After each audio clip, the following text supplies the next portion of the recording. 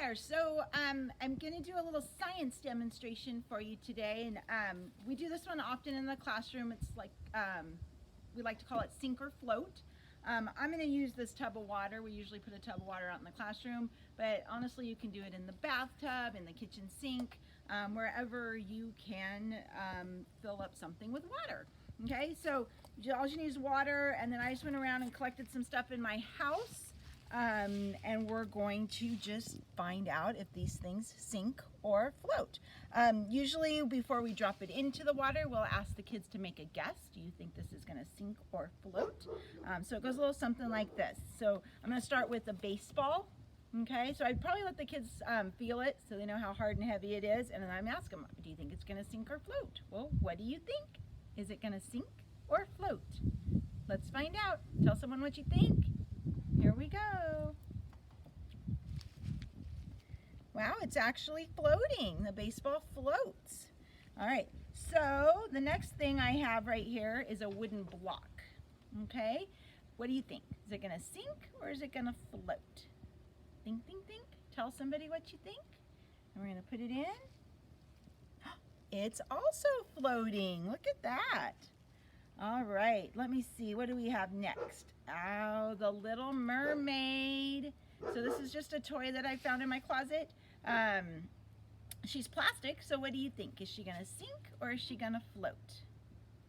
Tell somebody, and let's find out. Oh, Ariel sunk. She's down at the bottom of the tub.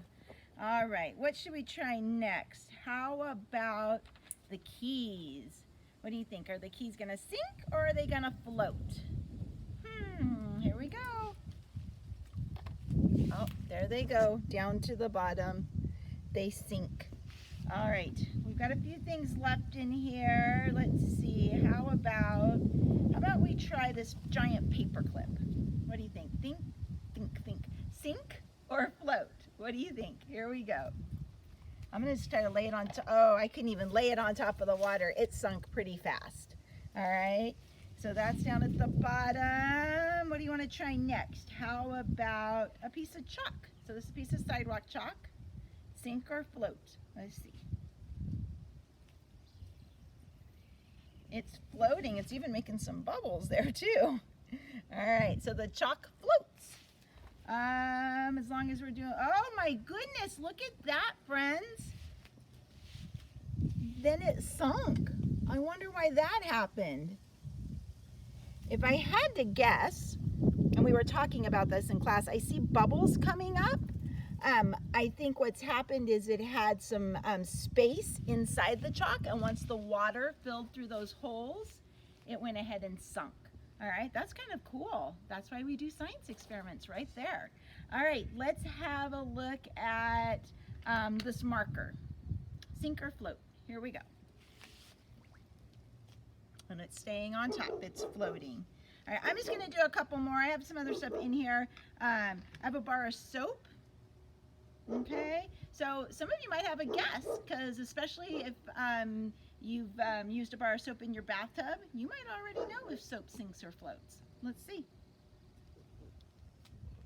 And this soap floats. Look at that. Very nice. All right, last one. How about the little people? What do you think? Sink or float? Here we go. Oh, she turned right on her back to do the back float. Look at that. All right, friends. So the next step with this, especially if you have pre-K age children, would be to create a chart and actually like write down what things sink and what things float. And the kids can help you do that. You can write the words sink or float in 2 columns, and even write the name of the object, and then they can make check marks or happy faces, however they want to track what sinks and what floats. An S and an F, whatever works for you. All right, have fun with it. Like I said, you can do this over and over again in the swimming pool, in the bathtub, kitchen sink, whatever. All right, we'll see you next time. Bye.